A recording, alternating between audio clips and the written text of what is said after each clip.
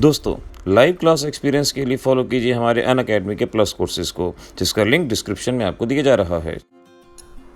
Welcome student, welcome to the channel. जैसा कि आप सभी जानते हैं कि ये वो समय है जिस वक्त बच्चे जो क्लास 12th में अपीयर हुए हैं या जिन्होंने ड्रॉप किया है लगे पड़े हैं अपनी तैयारी में। कुछ बच्चे तैयारी कर रहे हैं नीट एग्जामिनेशन की, कुछ तैयारी कर रहे हैं जेईई एडवांस एग्जामिनेशन की, और कुछ बच्चे तैयारी कर रहे हैं एम्स एग्जामिनेशन की। यानी माहौल है पूरी तरह से गर्म।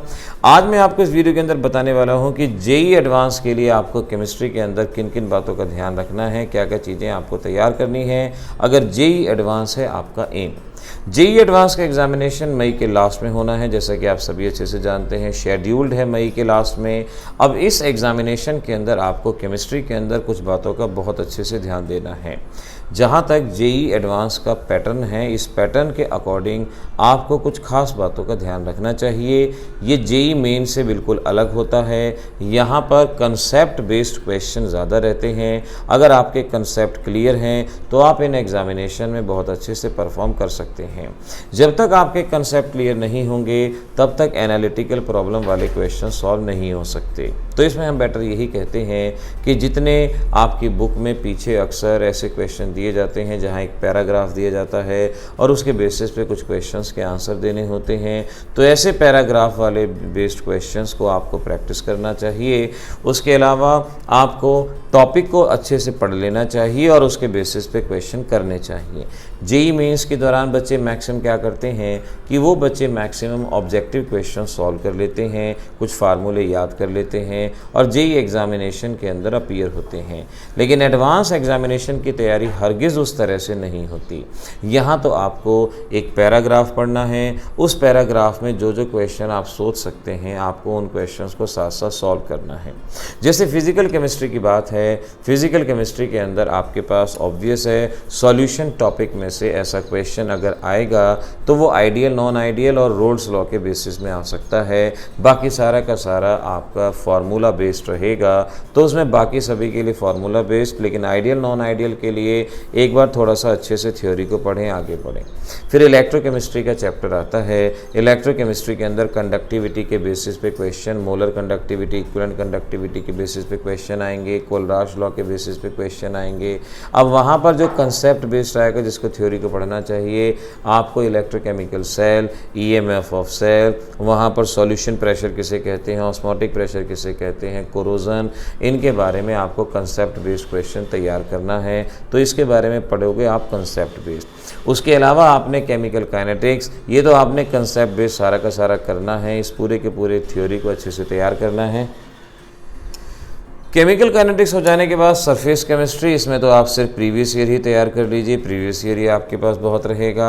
इनऑर्गेनिक के अंदर थोड़ा सा ध्यान देना होगा।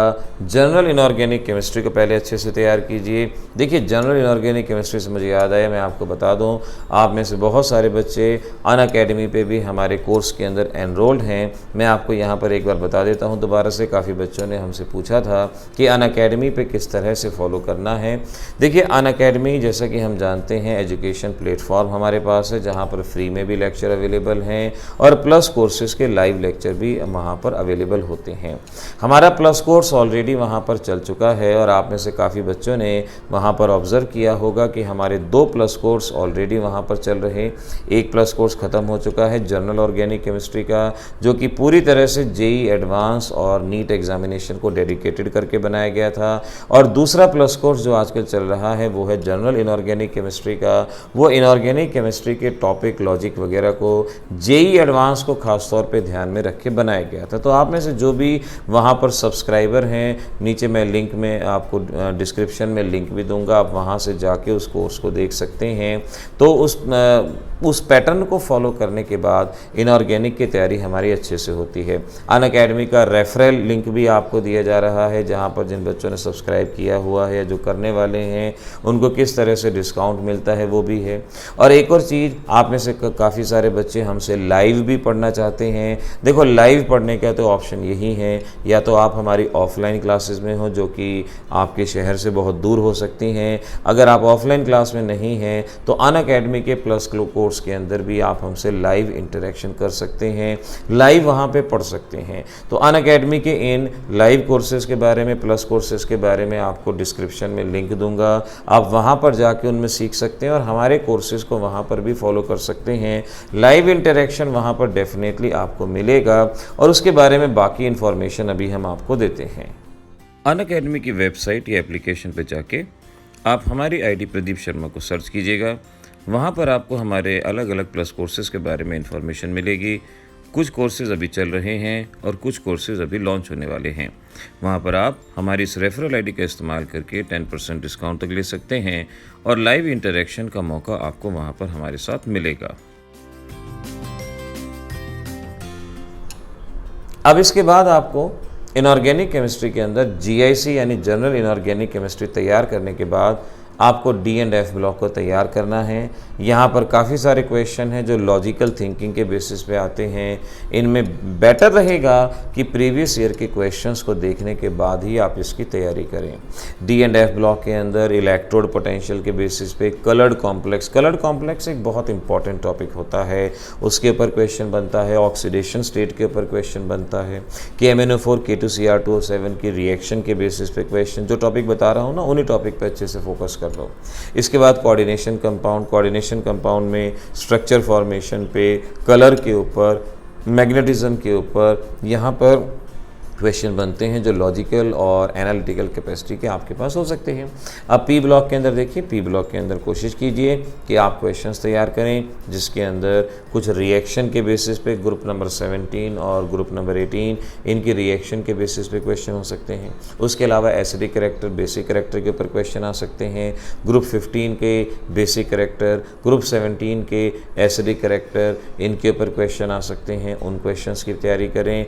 यानी मैं एक तरह से कहूँगा कि पी ब्लॉक के अंदर आप एनसीईआरटी पे भरोसा करें, एनसीईआरटी बुक की रीडिंग करें। समय बचा है, एक पैराग्राफ पढ़ो, अच्छे से सोचो उसमें क्या क्या क्वेश्चन बन सकता था। अगर कोई ऐसा लगता है जो आपसे नहीं हो रहा, अलग से नोट कर लो, फिर दूसरा पैराग्राफ पढ़ो, तीसरा पैराग्राफ पढ़ो। तो इस तरह से आप कर पाओगे। हमारे चैनल पे दिए गए वीडियोज़ आपकी मदद करेंगे। आप उन वीडियोज़ के ज़रिए अपने कंसेप्ट को क्लियर कर सकते हैं और काफ़ी सारे क्रैश कोर्स के वीडियो जो हम अपलोड कर रहे हैं उनकी मदद भी आपको यहाँ पर मिल सकती है। आप उनकी हेल्प भी यहाँ पर ले सकते हैं।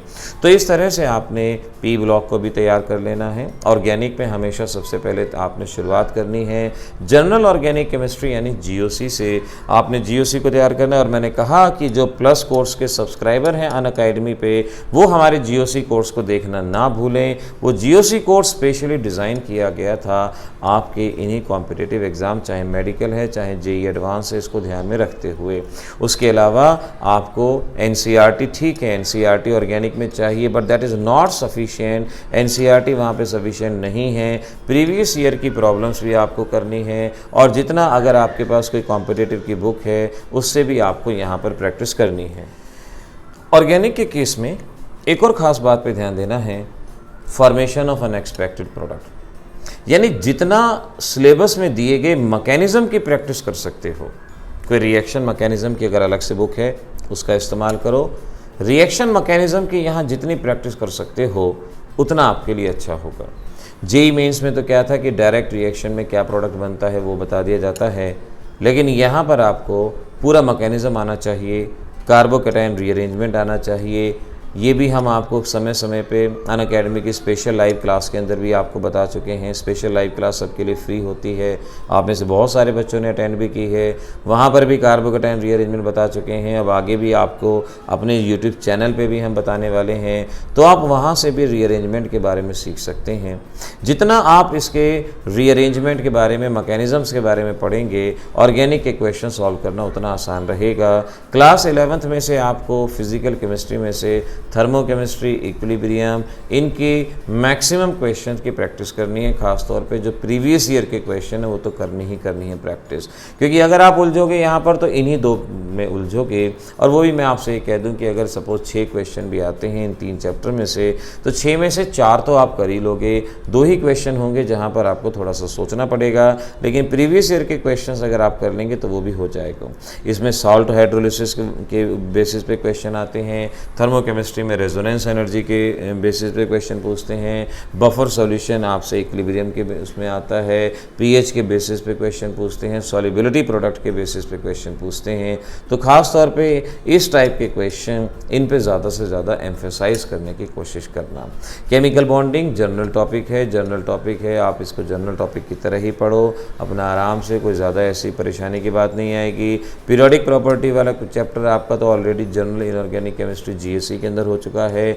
जीओसी के लेक्चर का लिंक भी हमने कुछ आपको दिया है, आप उसके अकॉर्डिंग जीओसी को, जीआईसी के जो लेक्चर हैं उनको देख सकते हो। तो जनरल इनऑर्गेनिक केमिस्ट्री करने के बाद पीरियोडिक प्रॉपर्टी तो तैयार हो ही जाएगा। अगर आप बात करते हैं स्ट्रक्चर ऑफ एटम की, तो यहाँ पर क्वांटम नंबर के बेसिस पे आने वाली प्रॉब्लम करो, डी ब्रोगली के बेसिस पे आने वाली प्रॉब्लम करो, हेजनबर्ग पे आने वाली प्रॉब्लम करो, और मोल कंसेप्ट वाले चैप्टर में खासतौर पे लिमिटिंग रिएक्टेंट के क्वेश्चन करो, और रिएक्शन स्टोइशियोमेट्री के क्वेश्चन, इनको आपने करना है। तो जो ये टॉपिक मैंने बताए हैं, इन टॉपिक को बहुत अच्छे से, ऑर्गेनिक 11th में प्यूरिफिकेशन का टॉपिक आता है, जहाँ पर आपको डिफरेंट मेथड बताए जाते हैं कि इन 2 कंपाउंड को सेपरेट करने का ये मेथड होगा और इनको सेपरेट करने का ये मेथड होगा। उसके बेसिस पे प्रीवियस ईयर के क्वेश्चन कर लेना बहुत है आपके लिए। हाइड्रोजन चैप्टर सिर्फ और सिर्फ एनसीईआरटी बुक से अच्छे से पढ़ लो, बहुत है। एस ब्लॉक का तो मैंने वीडियो ऑलरेडी अपलोड किया था, उस वीडियो से करो, उसमें ना बुक पढ़ो ना कुछ करो, जो वीडियो मैंने अपलोड किया था वहाँ से एस ब्लॉक के चैप्टर को करो, तो ये आपके लिए बहुत ज़्यादा होगा आसान। तो बच्चों, इस क्लास के अंदर, इस वीडियो के अंदर मैं आपको सिखा चुका हूँ कि आपको जेईई एडवांस के लिए क्या तैयारी करनी है, हमारे से लाइव इंटरेक्शन का मौका आपको कैसे कैसे मिल सकता है। अब ऐसे ही अगली क्लास के अंदर हम बात करेंगे और डिफरेंट एग्जामिनेशन की वहाँ पर कैसे तैयारी करनी है। लेकिन जो बातें बताई हैं उन सभी बातों को फॉलो करना आपके लिए बहुत ही ज़्यादा ज़रूरी है। मिलेंगे अगली क्लास में, मेरी शुभकामनाएं आपके साथ हैं, दुआ है आप सभी के पेपर बहुत अच्छे हों। All the best.